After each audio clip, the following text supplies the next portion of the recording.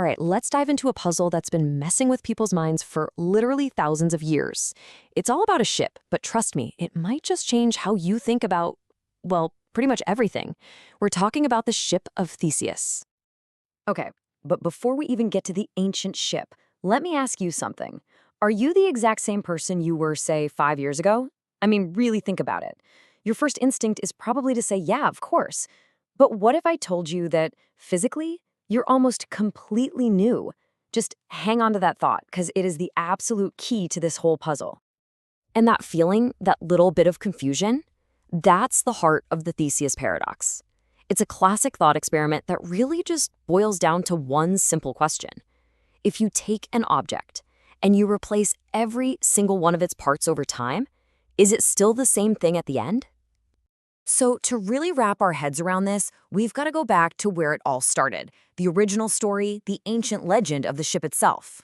So the legend goes, as told by the historian Plutarch, that this whole thing centers on the actual ship the hero Theseus sailed back on after he, famously defeated the Minotaur. It was a huge deal. So to honor him, the people of Athens decided to keep his ship right there in their harbor as a kind of living monument. But here's the thing. Wood rots. It's just what it does. So over the years, as a plank started to decay, the Athenians would swap it out for a fresh, sturdy piece of timber. They did this really slowly, one piece at a time. But after centuries of this, they looked up and realized, whoa, not a single original plank was left. Which brings us to the million-dollar question. Was this ship, with all new parts, still the Ship of Theseus? And this really sets up this central fight, right? It's a battle between form and matter.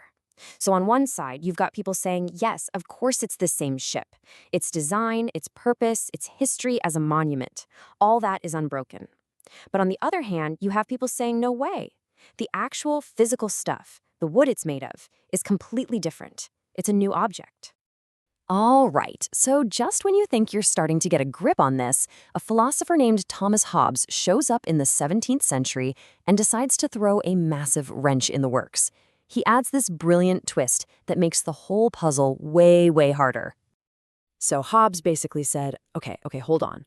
What if some guy had been collecting all those old, rotten planks that were thrown away? Imagine he saved every single one, and then he carefully put them all back together, exactly as they were. Suddenly, you have two ships, both with a pretty good claim to the title. You've got the restored ship, still sitting in the harbor, with that continuous history, the name, the location, but all new parts. And then you've got the reassembled ship, which is made of all the original parts, but it's basically a new creation with no connection to that history. So, now what? Which one is the real Ship of Theseus? Is it the one with the story or the one with the stuff? See, the puzzle just got twice as tricky. Okay, but here's why this is so much more than just a cool story about an old ship. This same exact puzzle shows up all over the place in our world today. And believe it or not, it's even happening inside you right now. Get ready for this. It's estimated that in any given year, your body replaces up to 99% of its atoms. 99%. Yeah, just let that sink in for a second. You are literally a walking, talking Ship of Theseus. There's this process called cellular turnover, where your body is just constantly rebuilding itself. The actual physical matter, the stuff that you're made of right now, it's almost entirely different from the stuff that made you up when you were a kid. And yet, you feel like you're still you, right? Well, this is where thinkers like John Locke come in and offer a possible solution. He basically argued that for people, identity has nothing to do with our physical bodies. It's all about psychological continuity. It's your consciousness, your memories, your personality. That's the thread that ties the you of yesterday to the you of today. Here's another great way to think about it, a bit more down to earth. It's called the grandfather's axe paradox. So imagine your grandfather leaves you his favorite axe. Over the years, the handle breaks, so you replace it. Then, a few years later, the head gets dull and chipped, so you replace that too. The question is it still your grandfather's axe? It's the exact same puzzle, just with an axe instead of a ship. So, is there any way to actually solve this thing? Well, there's no single magic answer, but philosophers have come up with some really powerful ways to think about the problem, some tools to help us figure it out. Take Aristotle, for example. He gave us his 4 causes as a way to understand any object. You look at its design, its material, its purpose, and who made it. So if we apply that to our ship, sure, the material cause, the wood, changes.